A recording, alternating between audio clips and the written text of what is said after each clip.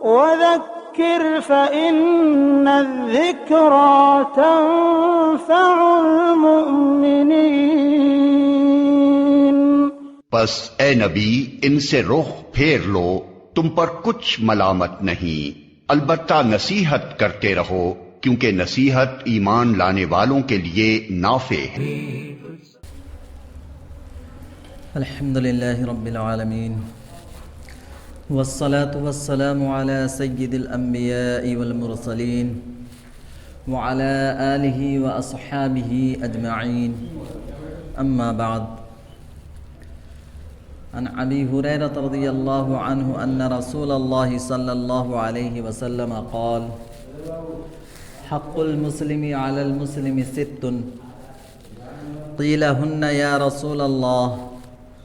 قال: اذا لقیتہ فسلم علیہ، واذا دعاک فاجبہ، واذا استنصحک فانصح لہ، واذا عطس فحمد اللہ فصمتہ، واذا مرض فعدہ، واذا مات فاتبعہ، او کما قال علیہ الصلاۃ والتسلیم۔ معزز سامعین، بزرگوں اور میرے عزیز ساتھیوں، گزشتہ جمعہ میں نے یہ عرض کیا تھا کہ ہمارے اوپر دو طرح کے حقوق ہیں، ایک حقوق اللہ ہے، اللہ کے حقوق، اور ایک حقوق العباد ہے، بندوں کے حقوق۔ حقوق اللہ، اللہ کے اوامر، فرائض، واجبات، سنن وغیرہ جو ہمارے ذمے ہیں، ان کی ادائیگی یہ حقوق اللہ کی ادائیگی ہے۔ اللہ کے تمام اوامر پر عمل کرنا یہ حقوق اللہ ہے، اور حقوق العباد وہ ایک تفصیلی بیان ہے۔ اور یہ بھی میں نے عرض کیا تھا کہ انسان اگر حقوق اللہ میں تھوڑی بہت کوتاہیاں کرتا ہے تو چونکہ یہ اللہ کے ذمے ہے، اللہ رب العزت کا اگر فضل و کرم ہوا تو ان کوتاہیوں کو اللہ رب العزت معاف کر دے گا۔ جو حقوق العباد ہیں، اس میں اگر کوئی شخص کوتاہی کرتا ہے، کسی پر ظلم کرتا ہے، کسی کا مال ناحق کھاتا ہے، کسی کو تکلیف پہنچاتا ہے، اور جن کے حقوق اس کے ذمے واجب ہیں، اس حقوق کی ادائیگی میں کوتاہی کرتا ہے، اپنے بھائیوں کے،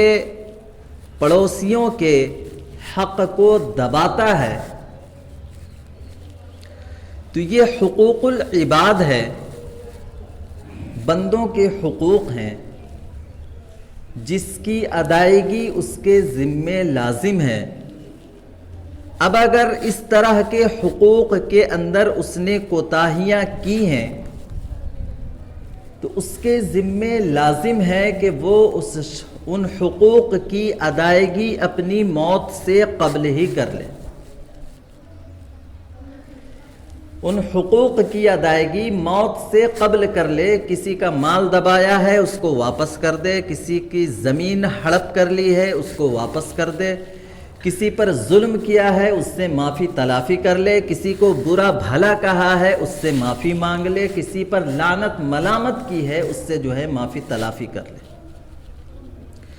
نے تو حقوق العباد کا مسئلہ اتنا سنگین اور اتنا خطرناک ہے،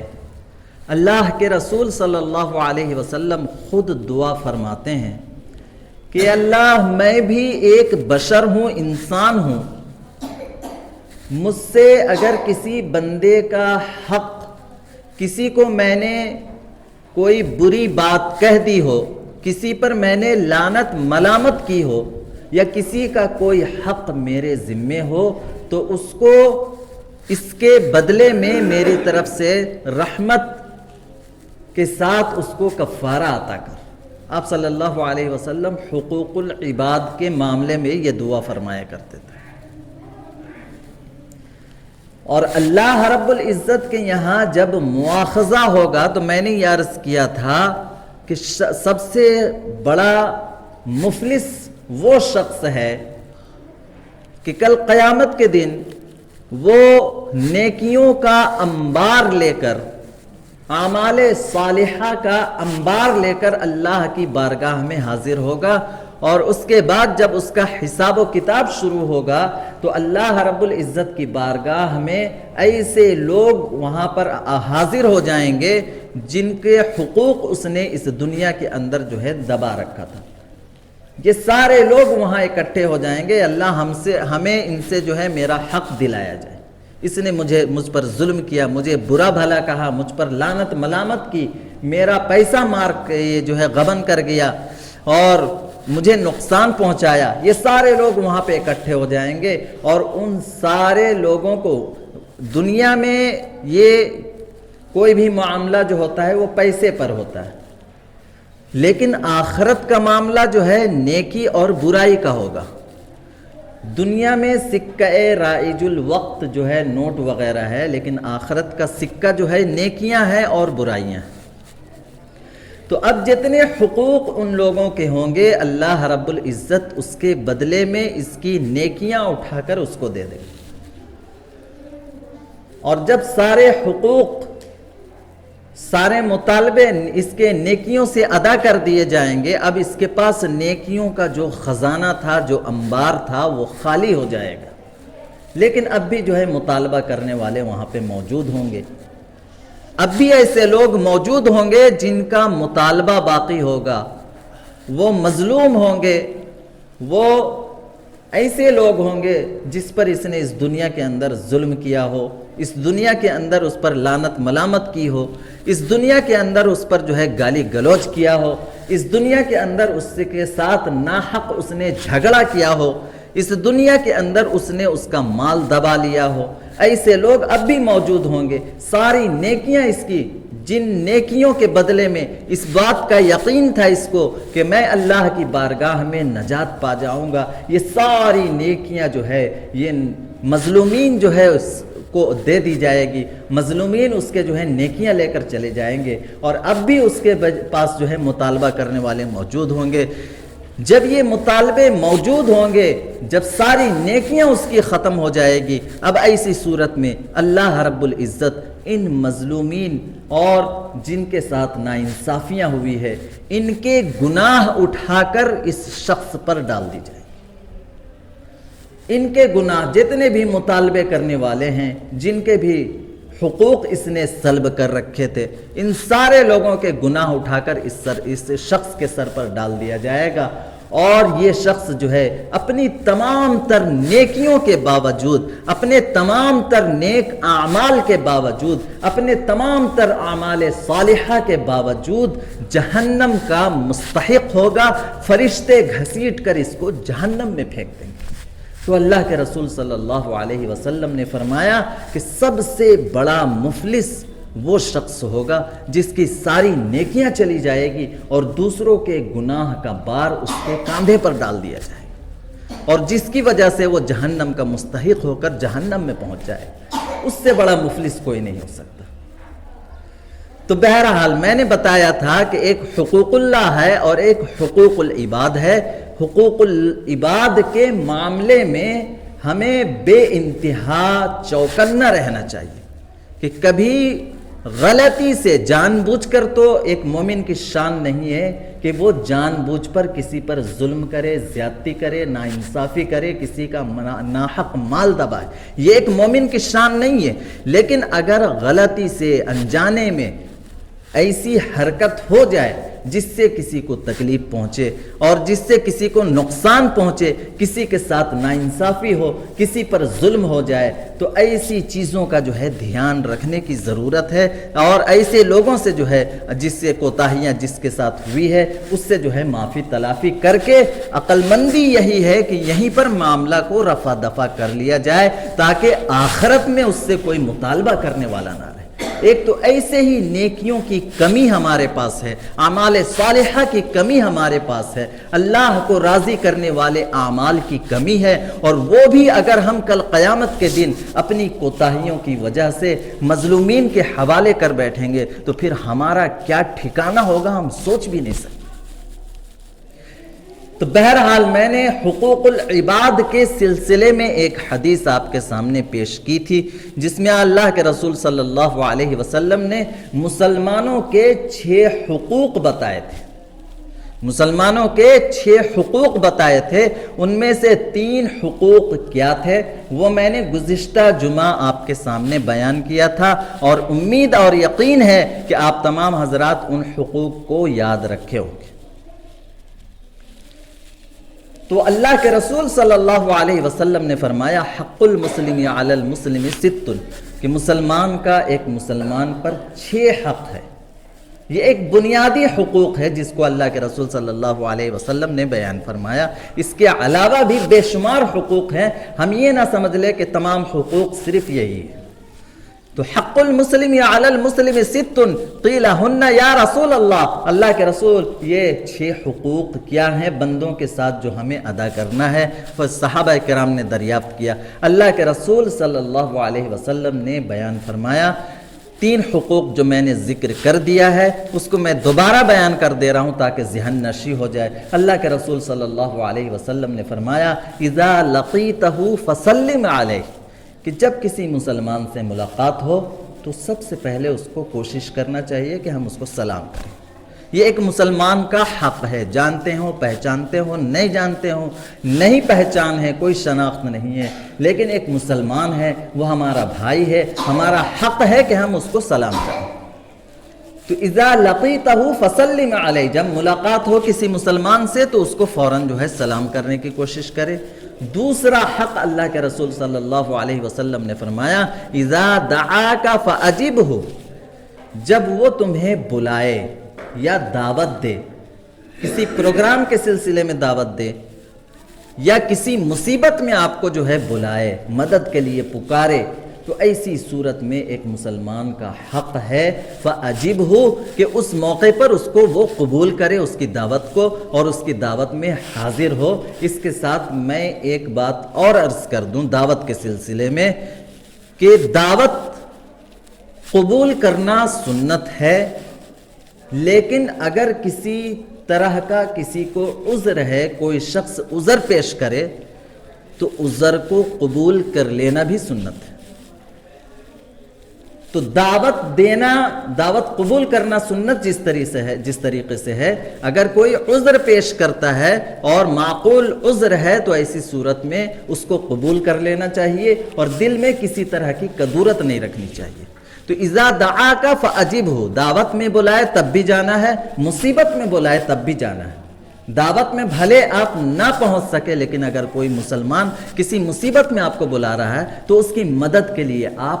ضرور حاضر ہوں۔ اور تیسری بات اللہ کے رسول صلی اللہ علیہ وسلم نے فرمایا وَإِذَا اسْتَنصَحَكَ فَانصَحْ لَهُ، اگر تم سے کوئی مسلمان بھائی مشورہ طلب کرے،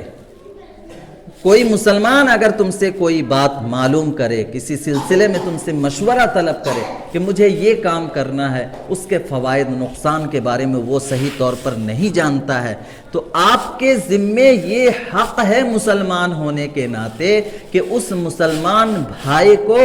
پوری خیر خواہی کے ساتھ اور پورے خلوص کے ساتھ اللہ کی رضا حاصل کرنے کے لیے، اللہ کے لیے جو ہے اس کو بہتر سے بہتر مشورہ دے۔ یہ ایک مسلمان کا حق ہے۔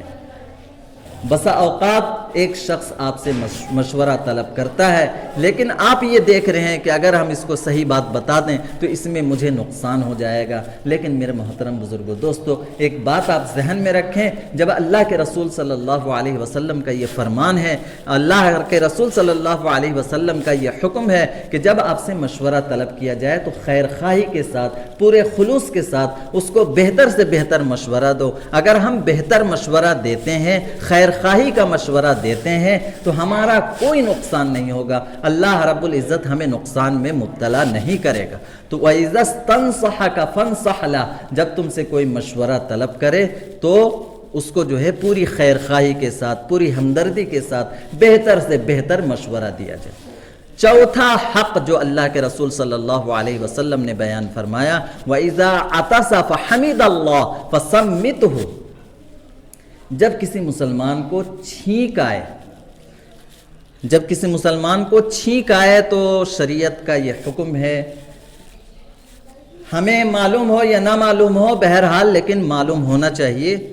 کہ جب کسی کو چھینک آئے تو اس کو کیا کہنا چاہیے؟ چھینک جب آئے تو کیا کہنا چاہیے بتائیے؟ الحمدللہ۔ تو جب کوئی مسلمان چھینک کر فحمید اللہ، الحمدللہ کہے،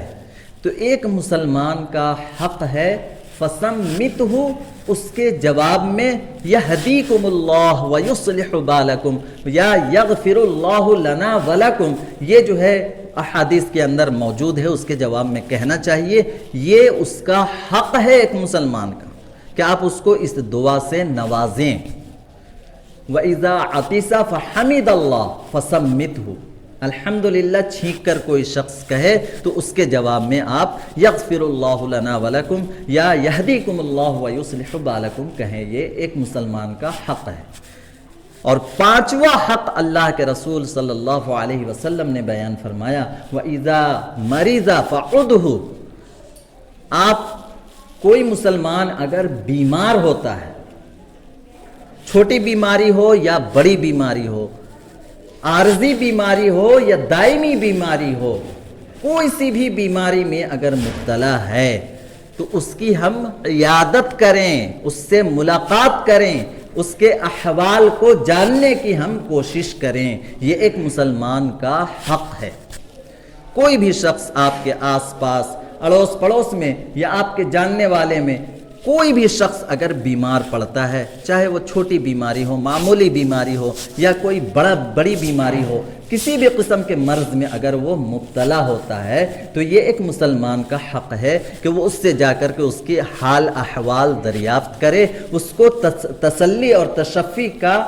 تشفی کا جو ہے الفاظ اس کے سامنے ادا کرے، اس کو اطمینان دلائے۔ اس سے یہ ایک بڑا فائدہ ہے کہ جو شخص بیمار ہے، آپ کا اس سے کوئی زیادہ لینا دینا نہیں ہے، کوئی زیادہ قریبی تعلق نہیں ہے، لیکن اس کے باوجود آپ اس کے سامنے، اس کے پاس، اس کی عیادت کے لیے جاتے ہیں، اس کے حال احوال پوچھنے کے لیے جاتے ہیں۔ ایسی صورت میں ایک تو یہ ہے کہ اس کو بڑی تسلی ہوتی ہے کہ ایک شخص اس کے بارے میں جو ہے پوچھ رہا ہے، اس کے حال احوال سے باخبر ہے، اس کے حال احوال کو جاننے کی کوشش کر رہا ہے۔ اور دوسری بڑی بات، جب آپ اس سے حال احوال دریافت کریں گے اور اس کی بیماری میں اس کی عیادت کریں گے، آپ کے دل میں اس کی عزت بڑھے گی،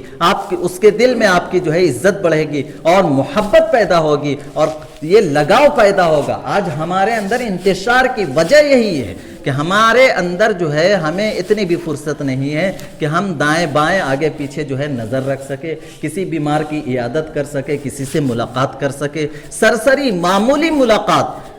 2 منٹ 3 منٹ کا وقت نکال کر ہی اگر حال احوال پوچھ لیں تو اس پر کتنا بڑا اجر و ثواب ہے وہ آپ اندازہ نہیں لگا سکتے۔ تو فرمایا پانچواں حق ایک مسلمان کا دوسرے مسلمان پر یہ ہے، وَإِذَا مَرِضَ فَعُدْهُ، بیمار ہو جائے، کسی مرض میں مبتلا ہو جائے تو اس کے حال احوال کو دریافت کرے، اس کی عیادت کرے۔ یہ ایک مسلمان کا حق ہے دوسرے مسلمان پر۔ اور چھٹا حق اللہ کے رسول صلی اللہ علیہ وسلم نے فرمایا، وَإِذَا مَاتَ فَاتَّبِعْهُ، کہ اگر کسی شخص کی موت ہو جائے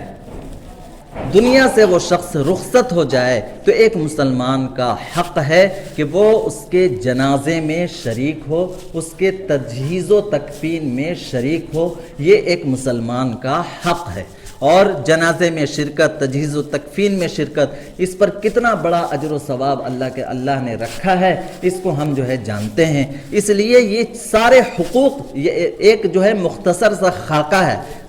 جو میں نے بیان کیا، جو اللہ کے رسول صلی اللہ علیہ وسلم نے اس حدیث کے اندر جس کا ذکر کیا ہے، تو یہ ایک مختصر خاکہ ہے جس کو ہم ذہن نشی کریں اور اس کو یاد کریں اور اس پر عمل کریں۔ اس کو میں